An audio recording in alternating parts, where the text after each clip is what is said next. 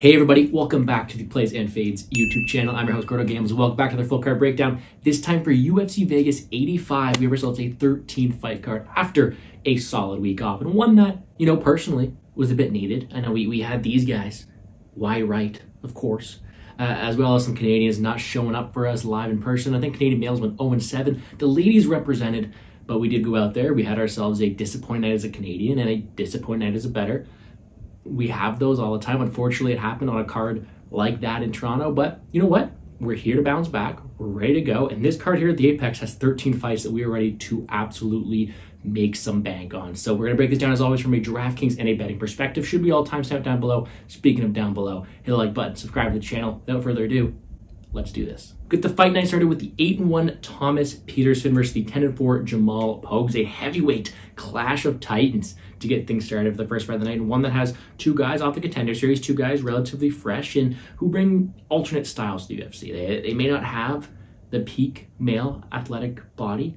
Well, they do if you ask me, to be honest, but they're two guys who are going to be larger individuals, and we're going to go out there and make it for a sloppy fight. One that's probably not going to deliver too much aesthetically or technically, but I do think it's going to be a brawl. And on one side of things, you have Thomas Petersen, the favorite coming into this matchup. He is someone who performed well in the Contender Series. Big favorite, was able to get the takedown, lock up submission there. He is a dominant ground fighter. Looks to get those takedowns, establish top position, lands some pretty good ground and pound, and he's aggressive from there. Submission game seems to be working. On the feet, has a decent jab one too. I don't think that's his bread and butter, but he's able to contend up there. The major question I have for him is his cardio and his level of competition. I know he's fought some decent fighters, but I still like to see him face adversity. One fight, he went to the third round. He did lose to Waldo Cortez Acosta. I think the guy still has a lot to prove to me, whether that be cardio, whether that be an extended striking affair. There's still a lot for me to be seen from him. Flip side of things, Jamal Pogues is a guy who's kind of riding a wave. He came in pretty hot, dominating on the ground against Ronaldo Jr., had a good fight against Parisian where he looked okay, and he looked awful last time against Parkin. I know Parkin's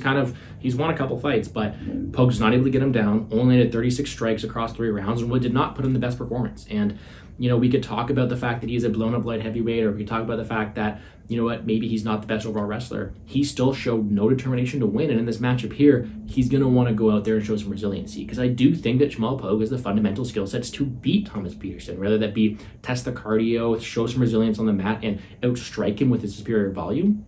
But if it's the version of Jamal Pogues that shows up last time, who doesn't want to be there, who isn't willing to push a pace, Thomas Petersen has more finish equity here. He has more ability to be the more dominant fighters around 1 and 2. And if Jamal Pogues isn't really pushing a pace and testing that cardio, Petersen should be the one walking away with the victory here. I do think that off of face value, making a pick, I'm going to have to pick Petersen here. I've seen Jamal Pogues taken down, and it looks like Petersen's able to be a dominant ground fighter. Shall it be there? But am I playing him at chalk? Definitely not. I do think there are a lot of things to be learned about him, and that cardio is something to be tested. We'll have to see how this fight goes. Maybe if Pogues look good on the scale, I could end up flipping my pick here, but on face value at the start of the week, give me Petersen as the better ground fighter and the guy who I think wants it more at this time right now.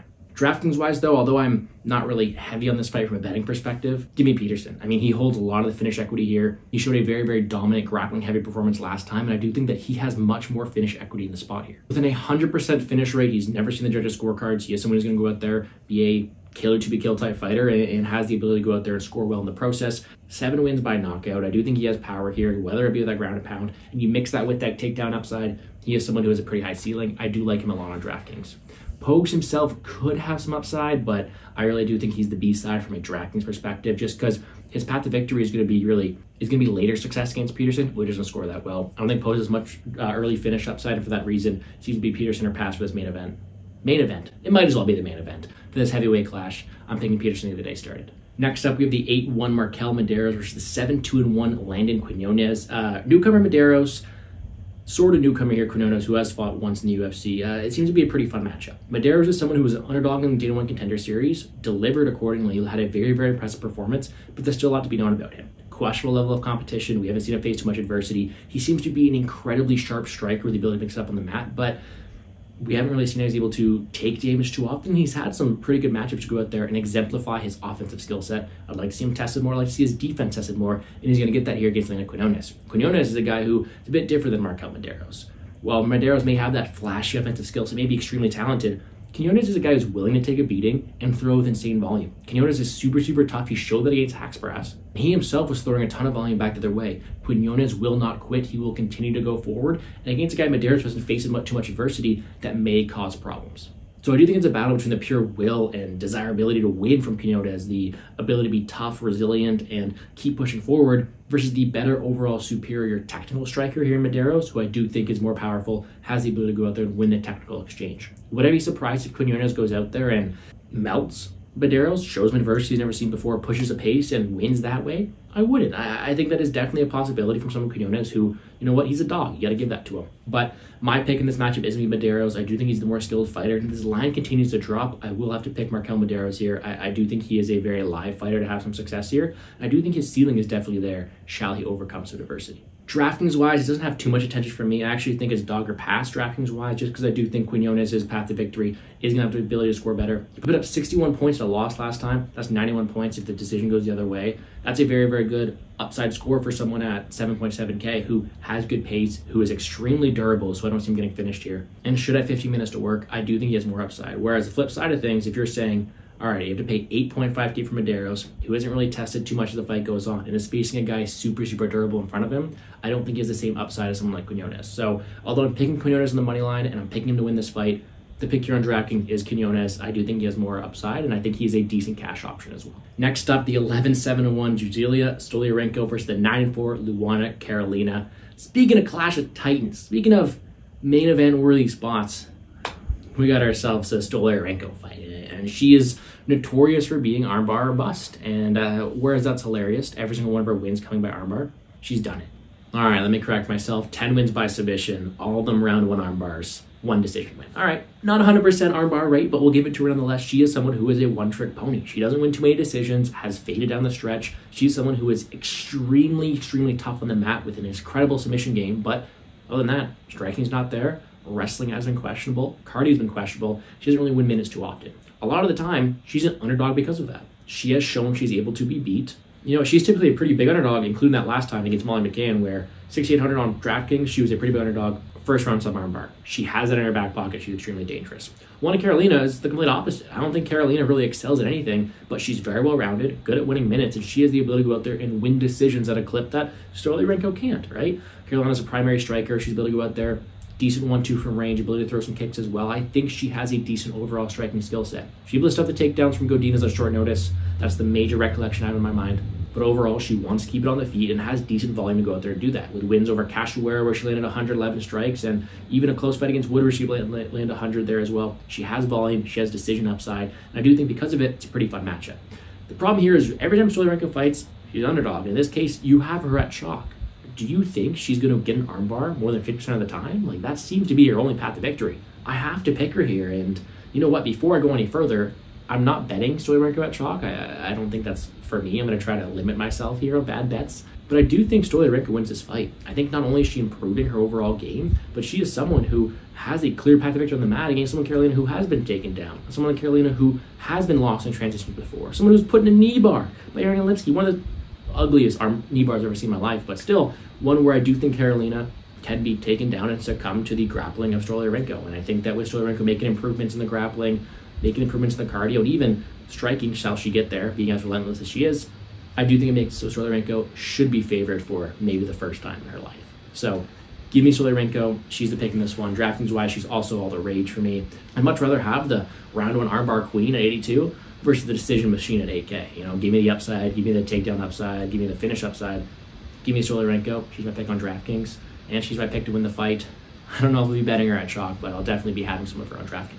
Next up, we have the 10-1 Jiangyong Lee versus the 8-1 Blake Bilder. A very, very closely lined fight, and one of the things would be pretty fun. I mean, Blake Bilder's had an up-and-down career so far, maybe, I guess. I mean, he hasn't always been the best round one fighter. He's been dropped a lot, but he has been able to overcome that and fight pretty hard. And you know what? He came into the UFC with an undefeated record and then just got stalled out by Kyle Nelson. I mean, as a big favorite, he really let Kyle Nelson win a decision against him, and you know, that's not a good look. However, he's facing someone in Jiangyong Lee who is off the road to the UFC, a pretty talented, powerful guy in his own right. I mean, he has a lot of first-round finishes, a lot of power in his hands. I do think Young Lee has a very sneaky ground game as well. I know I'm seeing a lot of love for Bilder's ability to take it to the mat, but I don't think Lee's no slouch. I think he has the ability to go out there and contend on the mat and maybe even keep his own transition shall it be there. And I think what this fight comes down to is, although Bilder is someone who has been rocked around him before, he is someone who's able to recover, and he is someone who's able to survive in these later rounds. And what you have here is a classic whose style prevails. Bilder usually gets dropped round 1 and then fights his way back and has some success round 2, 3. Whereas Lee's a guy who's typically giving these round 1 finishes. Does Lee get that finish early, or is Bilder able to bounce back and get back to his style? And for that reason, I think it's a very, very close fight. I don't think young Lee's some killer. I think he can be outstruck. I do think he can be controlled against superior grapplers, but Bilder showed a lack of motivation last time. He's shown in the past ability to be dropped, and I do think this is a very, very dangerous matchup for him. Although a close fight, and although pre-tape I was thinking Bilder has it, I have to go to the guy who I know is going to be aggressive, to the guy who I think is going to come out to a fresher start, and to a guy who I think is going to have some early success here. Give me Jung Lee to get this fight done. Should be a very, very close one, though. DraftKings-wise, though, both these guys are live. I mean, Bilder is a primary finisher. He has submissions on his record. He has the ability to get takedowns here in this spot, but so is Lee. Lee has all those knockout wins, early success, although a very underwhelming performance against Yizal last time, where he only scored 50. I think he is a much more dangerous fighter than that. First round finish upside, ability to contend down there. I do think he's a very sneaky GPP option at 8.3. I do think it's a very close fight nonetheless. Give me Lee, should be a fun one. Speaking of fun ones though, the 11-4 Themba Gorimbo versus the 5-1 Pete Rodriguez, an extremely tough fight to call. Themba Gorimbo was just gifted a house by The Rock. He's a darling of the UFC. Everyone loves him. Everyone loves his story. I love the guy too. Very fun to watch, very aggressive wrestler. He's going to go out there, push a pace, try to get his fight to the ground, and he's going to throw everything at you to get it down to the ground. His cardio is questionable, his striking questionable, and he's very eager on the mat, so he can be reversed, and that could lead to some problems as well. But facing guy Pete Rodriguez, who there's a ton of questions about him as well. He has never seen the second or third round. He's very round 1 heavy, and that's because he's very powerful. Very powerful striking Rodriguez. Aside from that, ground game, not really tested. And the some footage we do have of him back, 4 or 5 years ago, he was dominating on the mat here, and it seems like we do have ourselves a darling of the UFC grappler versus a guy who's never been out of the first round and a striker. It seems like they're trying to get this darling some success, and for that reason, Gorimbo's a big favorite. And although I think, gun to my head, I'm picking Gorimbo here, this line's wide, man. Although Gorimbo's as aggressive as he is, the better striker here is Rodriguez. Rodriguez has a ton of power. I've seen Gorimbo rocked, and although Gorimbo is very eager with his early shots, I think Pete has the ability to counter here. I think he has the ability to be the better striker of the two, and I do think he has the ability to land the powerful shot. Aside from that, although the ground advantage does go to Gorimbo, Pete could be making Rodriguez. I don't think Gorimbo's the best positional grappler, allowing potentially for Pete to get back up. And we've seen Gorimbo drop before. And we've seen Gorimbo slow down before. So although there's all these question marks on Pete Rodriguez, those could also be good things. They could be advantages for him here. And I do think that could be stuff that could come back to haunt someone playing Gorimbo at minus 250 or whatever he is now. So although gun to my head that picks them a Gorimbo, I'm very tempted on a shot on Pete Rodriguez. I think he has KO upside. I think he's the ability to get up from some mistakes from Gorimbo on the ground and look to punish him on the feet. And I do think the power of Pete Rodriguez is no joke. Gun to my head, give me Gorimbo. Value is definitely on Pete Rodriguez. DraftKings-wise, though, I love targeting this fight. 9.2K. Gorimbo is very, very aggressive. Scored 113 last time against Sato, where he only landed 3 takedowns. I think if he wins this fight here, maybe more than 3 takedowns, and could have some finish upside for someone facing someone in Rodriguez who has never been out of that first round. Whereas Rodriguez, 7K, if he wins, slate breaker, right? Scored 110 last time in a first round KO. That's how his fights end, and I do think if he gets a knockout here at 7K, it's going to score very, very well. I do think this fight is pivotal for DraftKings. I think the winner's going to score very well, whether it be the high volume takedown upside of Gorimbo or the early KO upside of Rodriguez. Either way, I think it scores well. Like I said, gun to my head taking Gorimbo, upsides on Rodriguez. Should be a fun one. Next up, 17-0 Azat Maksum versus 13-6 Charles Johnson. Simple Charles Johnson fight, right? Every time he fights, if he's facing a race wrestler, the wrestler will be able to take him down, and it's up to Johnson to get back up and land volume. Last time, he did not land volume early enough, and he let his opponent, who was gassed in round 3, Estevam, make it out with a decision win. And it's like that every time. Johnson cannot stuff a takedown. He's been taken down several times in many of his fights, and although he has a decent Muay Thai striking base and good cardio, when he needs to push the pace, he sometimes doesn't. And although I think he might be the better striker in this matchup, I do think the clear advantage on the mat here is Maksum, and I do think he's a rightful favorite.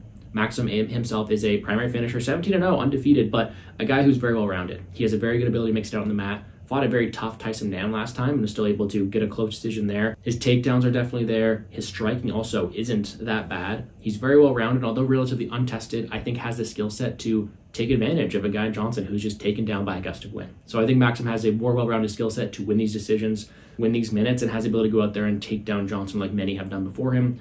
Quick breakdown, but I do think Maksum gets it done. I cannot trust Johnson against anyone with any wrestling credibility. DraftKings-wise, though, Maksum 8.9K has that ceiling, right? He only scored 59 last time against Nam, but anybody facing Johnson has a high ceiling, right? Considering how often Johnson can be taken down, you know, would it be surprising to see Maksum land 6, 7, 8 takedowns? Definitely not. So at 8.9K, his upside is definitely there. I will be playing as that Maksum due to that takedown upside. I think it's his fight to lose here, and I do think with a wrestle-heavy approach, he should get it done a lot of the time. And then another quick breakdown for me. 13-6 Molly McCann, 15-8 Diana Belbita. A rematch after Molly McCann destroyed Belbita last time. And you guys all know I love Diana, right? Canadian girl, fights out of Stony Creek. Love Stony Creek. But she was dismantled last time. I think the first round was very close, but, you know, she did lose 30-25 in her scorecard. She was beat pretty soundly. And now that Molly McCann's let 2 fights skid, they're trying to get her a win against, you know, the only girl that Molly McCann's been able to really dominate in the scorecard. So I do think they're trying to do Molly McCann here a favor. I just don't think it should go as easily as the line entails. I think, yes, this is very similar to a previous one. Gun in my head, I'm probably picking McCann, but the line's wide, the value's on Belbita. And I think that's purely because a weight cut down to 115. Although McCann was able to have some success last time, I think Belbita has made more improvements than McCann. McCann has shown an ability to struggle on the mat. And even at that, her striking, although powerful, if she's not getting the knockout, she can be losing minutes as well. And we've seen Dana Belbita be extremely tough, never finish on the feet. So I think it's going to come down to a decision win. And at the end of the day, the girl who I think has the judges behind her and who I think in a close fight will get the judges awarded to her is Molly McCann. So for that reason, I'm going to pick her here. But I could totally see a world where Belbita lands more volume. I could totally see a world where Belbita has some ground success here. I could totally see a world where Belbita is able to beat Molly McCann. I just can't put my money on it at this point. I think it is a close fight. That'll probably go to the judges' scorecard. And if that's the case, we all know Barstool Sports' stance on this kind of thing. So I think it's a close one. I think they're trying to get Molly McCann back on track. I am cheering for Belbita. I do think she keeps it close. However, end of the day, gun to my head, I'm taking a McCann decision. DraftKings-wise, though, no interest. I think maybe actually Belbita, 6.9K, cash underdog. I do not see McCann finishing her. I think Belbita's made a lot of improvements, and I do think she could have a ton of volume to score well. I mean, she just put up 58 points in a loss last time. She gets that close decision. That's an 88-point win. At 6.9K, that could definitely score very, very well. I'm much more interested in Belbita this week, whereas McCann, if she's not getting that finish, doesn't typically score well, so I can't get to her, especially over the likes of a Gorimbo or a Silva or a Brown or Maksum that we'll talk about later. I prefer Belbita on DraftKings, but the pick is going to be Molly McCann. And then on to the main card, 7-2 Gilbert Urbina, 8-3 Charles Radtke. And you know what? Two opposite sides here. Gilbert Urbina came in short notice, fought Kosi, looked incredible at 170, and is getting a little bit of hype because of it. Whereas Charles Radtke came in, big underdog against Blood Diamond, and let people down. Let people down so much. He's out there saying slurs on the post-fight interview. You know, it was a pretty bad performance from Radtke on the mic and on the in the cage. So I think Urbina is kind of getting a bit of hype because of that, and he's a large favorite here. And I think when it comes down to comparing these two fighters, I think it's a really close fight. I think it's truly a 50-50 fight here. Urbina, although a athletic, good fighter, a guy who has the ability to go out there and win decisions, I think he can be reversed on the mat. I think he can be outstruck, and I think we've seen his chin hit a few times before, as well as cardio tested. I think Gilbert Urbina is far from perfect. Now, he looked great last time. I completely understand that, but I do think that there's going to be some times where he's going to look like he's not UFC level, and if it's Charlie Radtke to make him see that, maybe not, but I do think although Urbina has a good overall skill set, also has his flaws.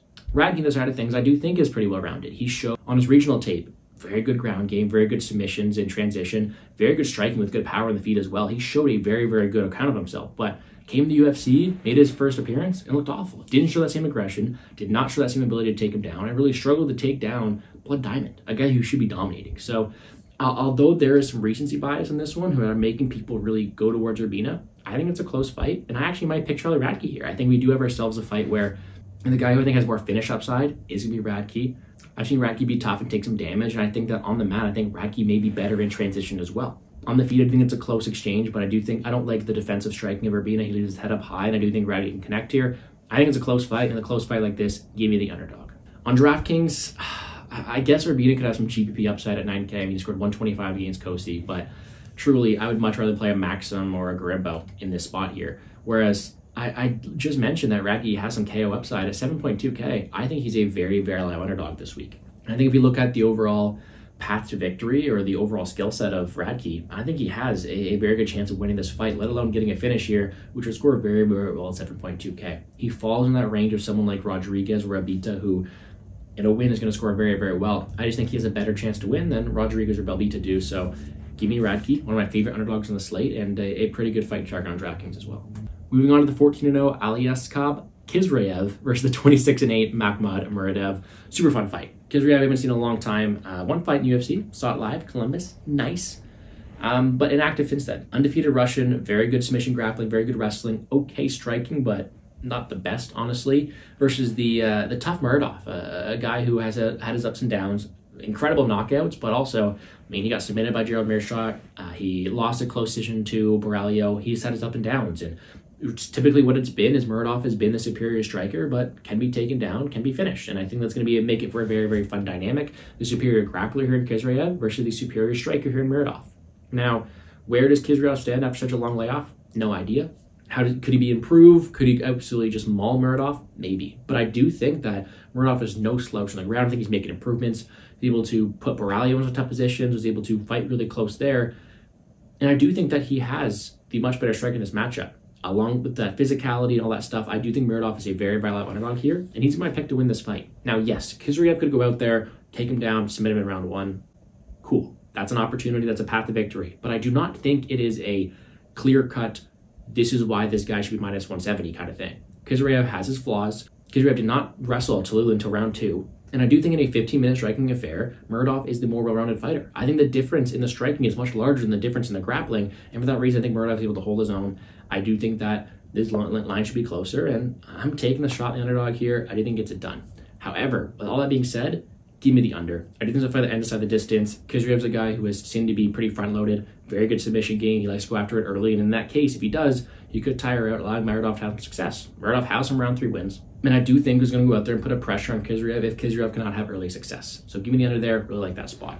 DraftKings-wise, though, because I like the under, this is a fight you kind of want to have at 8.8K. Khizriev scored 1.4 last time. Like I said, his path to victory is early, dominant ground success. Does it happen in my eyes too often? No. But if it does, it's going to score very, very well. Him and Petersen are very alike for that regard. I think they both have incredible ground game finish upside, and I do think they're great options. I think Khizriev might be a bit popular, so for that reason, I might switch off to Petersen. But both guys are very, very dynamic, both good options in this mid-range. Muradov is another option I like a lot. Him and Radtke, 2 of my favorite underdogs here, along with somebody else talk later. I think he does have a good path to victory, 7.4K. Doesn't have the wrestling upside I'd like to, or the same one that Radtke may have, but I still think has a very good chance to win this fight. I think he should be a lot closer than a 7.4K price tag entails, so for that reason, I'll have some of him as well. Great fight on paper, great fight on DraftKings. Should be a fun one. Just give me some violence. Next up, 12-5, Viviane Araujo, 16-5-1, Natalia Silva. Silva's been the talk of the town and biggest favorite on DraftKings because of it. Has been absolutely killing it, looking extremely dynamic. Incredibly fast striking, has shown ability to mix it up on the ground as well. She's been good. Viviane Araujo used to be that girl. She used to be the big talk of the town as well. She's kind of fallen off a bit recently, has been an underdog in her last 5 fights. Although she's pulled off some wins against Lee and Maya, she's shown that she has her flaws. She can be outstruck, she can be out volume. She's very good power, but lacks volume, lacks consistent takedown and control upside, lacks ability to win minutes a lot of the time. I think in this matchup here, it's kind of that regard. When it comes down to seeing who the better minute winner optically is Natalia Silva. Much cleaner strikes, more volume to go along with it as well, and has the ability to mix it up on the mat. I do think Silva is just an ever dangerous fighter. He's looked great recently. When she strikes, it looks like her opponents are in slow motion just because she is so fast. I do think she's going to have that speed advantage over Araujo. Araujo does have power. She could clip Silva, but I do think the better striker of the two is Silva, and I do think that she should win this fight at a high clip. High enough clip to pay 9.5K? Maybe not, actually. I think that it's tough for me to get up to her this week on DraftKings. In her 2 decision wins, she scored 85 and 58, and those are in 2 fights where, you know what, I thought she dominated, right? So if she's not getting finishes, she's still 9.5K on DraftKings, and you're going to need to put up a high score to outscore the Gorimbos, Urbinas, Maksums, Khizrievs, Petersen. So it's really tough for me to advocate for her this price tag. However, I do think she's a safe option. I think she wins the most out of anybody on the slate. Highest favorite for a reason, and I do think that she's a good cash option if you need a safe floor. Upside might not be there, might pivot off of her in GPP, but I do think she is someone with a ton of upside and who should win this fight at a high clip. I just don't know if she has that same DraftKings upside as the people around her. Moving on, 17-5, Randy Brown, 19-4, Muslim Salikhov. This fight was scheduled before. I broke it down before, and it's going to stay similar. I think when it comes down from a macro perspective, the more talented, fresher, younger, powerful two is Randy Brown. I think he's a better overall skill set. He's my pick to win this fight. But I don't like his chin, and I do think Salikhov is great fundamentally. He has a good ability to counter-strike, land power, and I would not be surprised if Salikhov is able to land a finishing blow. With that being said, though, the guy I have to pick to have more success and to win this fight at a higher clip is to be Randy Brown. He has more range. I like his ability to work in the clinch as well, and I do think he has the ability to win more minutes than Salikhov. So give me Brown as the pick here. I think Salikhov had the potential to win because I don't trust Randy Brown off too often, but I do think Randy Brown's a rightful favorite. DraftKings-wise, though, I'm never too high on Randy Brown on DraftKings. You know, he scored 73 in a DraftKings win last time, 71 before that, 69 before that, 76 before that. The guy's not the best overall DraftKings scorer, and for that reason, it's really hard for me to play him at 7.1K. Sorry, 9.1K, especially considering all the high scores you mentioned around him. Look at the Gorimbos. Look at the Maksum, Khizriev, Petersens. It's hard to get to Randy Rude by Brown. Could be a good GPP option because of that. I mean, we have seen Salikhov finish before. But really, if we had a Rude Boy win that was a 15-minute striking affair where he scored 65 points, I would not be surprised, but I would not want that in my lineup. So instead, GPP upsides with Salikhov. I think that his path to victory is going to be finding the chin. I don't think it happens too often, but he was able to do that against Taleb, against Fiallo. I do think he has power in his hands, and that's his path to victory. So I'd almost rather have Salikhov. However, I'm picking Randy Rude Boy to win this fight. Should be a fun one. Give me Rude Boy Brown. Co-main event time, 17-5-1 Renato Moicano versus the 27-10 Drew Dober. Super fun fight. And one of my favorite fights I've seen in a long time, just because you have two guys who want to entertain the crowd. Money Moicano versus the good-looking Drew Dober, right? Super fun fight here. You have a guy, Renato Moicano, who is, you know what, making that money. I mean, with 3 submission wins over Herbert, Hernandez, and Riddell. Looked great during them. Took a short notice match against Dos Anjos, got obliterated. Let's not mention that one. Either way, though, he's a guy with a very good overall skill set. We did not see him in 2023, but here he is, ready to be a co-main event. And he has a very, very fun, fan-friendly matchup here to Bode. Not only has his striking improved, and he's about the ability to mix it up on the feet as well, but he's just a very aggressive grappler. Incredible ground game, as aforementioned by those submission victories. And he's someone who could have a ton of success on the mat. I do think his striking is going a bit overlooked this week. He's able to go out there, has a pretty good chin, throws with good power as well, and considering his forward pressure, is also dangerous on the feet. But if we're talking about dangerous on the feet, that's Drew Dober. Insane power, a guy likes to exchange, a guy likes to trade, and although his chin's been cracked in his last few fights, he's a guy who's typically able to absorb a ton of damage and just keep throwing. Knocked out Green last time, before that was knocked out by Pervola. His chin is kind of worrisome because his whole game plan revolves on him being able to take more damage than you and still be standing and throw with fighting any intention. And if his chin's gone, he doesn't have the striking defense to really be able to absorb that. Either way, though, I think he's a very phenomenal striker. On the feet, is going to be the better striker of the two. Land more power, is very dangerous out there at all times. However, his downside is the ground. We've seen him submit on the mat before, seen him taken down, controlled, really choked out, and I definitely do think that's a path from Moicano. End of the day, if it's a striker versus grappler matchup, I think that the difference in the grappling is much larger than the difference in the striking, and for that reason, I think Moicano has him covered here. On the mat, I think it's Moicano all day. Better submission, better top control. I think he can win minutes that way as well. But on the feet, although Dober's the more dangerous and potent fighter of the two, not like Moicano can't hold his own. Moicano's been durable. He's the ability to be pressure-oriented as well, and I do think he wins this fight more often than the line entails. I have Moicano capped around -200, -220. I do think he has that forward pressure and ground game in his back pocket to have success, and I have bet Renato Moicano in this spot. I like his well-rounded skill set. I like his ability to push forward, and I do think after a full year off, he's ready to come out here, ready to be dynamic and push a pace against Dober, especially on the mat where he's able to have some success. So hopefully Moicano gets his money here. I do think it's a very, very fun fight, one that I'm very much looking forward to, but give me Moicano. On DraftKings, one of my favorite fights to target, right? I think Moicano wins on the mat a lot of the time at 8.4K. That scores very, very well. He scored 95 against Riddell, 97 against Hernandez, and 126 against Herbert. Ground's definitely there as a high-scoring path to victory. But what's the way that Moicano loses? He gets caught. I'm not saying it's not a possibility. It could definitely happen here, and if so, that scores very, very well for Drew Dober. Drew Dober is a powerful guy. Scored 112 against Green, 110 against McKinney, 105 against Hawksbross. When he's getting these early knockouts, he's scoring very, very well, and I have to think this is path to victory here. So either way, this fight's one of my favorite fights targeted on DraftKings. Give me Moicano, though. I do think he gets it done. And last but not least, the 12-2 Roman Dolidze versus the 12-4 Nasruddin Imavov. Wow. Honestly, a pretty fun main event. I've been wrong about Dolidze a bunch before. I've been wrong about Imavov. I'm torn on this one. I think it's a very close fight. I think if I had to compare it to anything, hear me out, this fight is Maribuana Silva versus Raquel Pennington, right? Like, hear me out. Dolidze is Breno Silva. I mean, someone who is extremely dangerous at all times, potent to finish the fight, incredible ground game. We should have a good ground advantage here. but someone whose cardio hasn't always been there, isn't the best minute winner, and doesn't throw as much volume. And although super dangerous on the feet, doesn't have the volume to contend with the more active, battle-tested, and better striker here, and someone in Imavov who is Raquel Pennington. Close matchup. How did that one fare out? You got to think, well, if Pennington won that fight, got to be Imavov. Yeah, maybe. Either way, that's my comparison. I do think that when it comes down to a minute winner versus moment winner, it's the opportunities, it's the ground exchanges, it's the power that Dolidze throws versus the sniper. I mean, that's Imavov's nickname, the sniping of Imavov going out there and landing those shots. I think Dolidze has the durability and forward pressure to take a lot of a beating and land one of those Hail Mary shots. And I think the biggest concern for Dolidze is that cardio. Now, for those who know me, you guys know my stance on this one. I prefer my moment winner over minute winners. And I'll take Dolidze here. I think that he has 25 minutes to land something powerful or catch someone on the mat. And we've seen him be extremely good at finding opportunistic finishes. And I think that this fight could be another one where he's able to do that. Whether it be that chest tear that makes him just so desirable. Either way, he's a guy who I do think wins this fight here. And it's just hard for me to erase the mistakes I've seen Imavov make. Although he has good volume, although he's probably be the better minute winner, striker of the two here, I've seen him push up against Canes, against Phil Hawes. I've seen him lose minutes, make bad mistakes. And I do think Dolidze could take advantage of them here. Dolidze is not a guy you want to mess up against. He's a guy who is going to be hungry to win, in my opinion, and a guy who's going to capitalize on every mistake given to him. For that reason, I want that upside. I want that fight-ending potential and that moment-winning upside. So give me Dolidze, although a very, very close fight. DraftKings-wise, though, considering it's a main event, another one you kind of want. Imavov, 25 minutes to work, ton of striking upside. Not as much finish upside, so a bit scarier, but with all the volume he lands, I do think it's a very viable option. Dolidze, though, favorite GPP underdog on the slate just because he has so much finish upside, right? In his wins, he scored 109, 114, 107 in his 3 finish wins. He has the ability to finish his fight at any time, and I do think he has a better chance to win than the line entails. So give me this fight as a whole. I'm picking Dolidze, although I do think it's a very, very close fight. Should be a fun one nonetheless, though.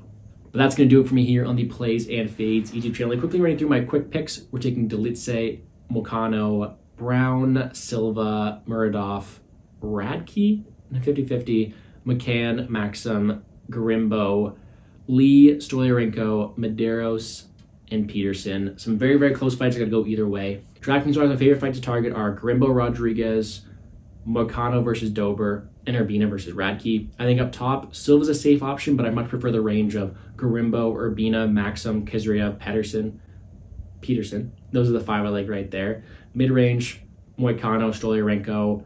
Those are really the 2 I'm going to there. Underdog-wise, there are plenty this week. I think that Dober's ceiling is very high. I think Dolidze's ceiling is very high.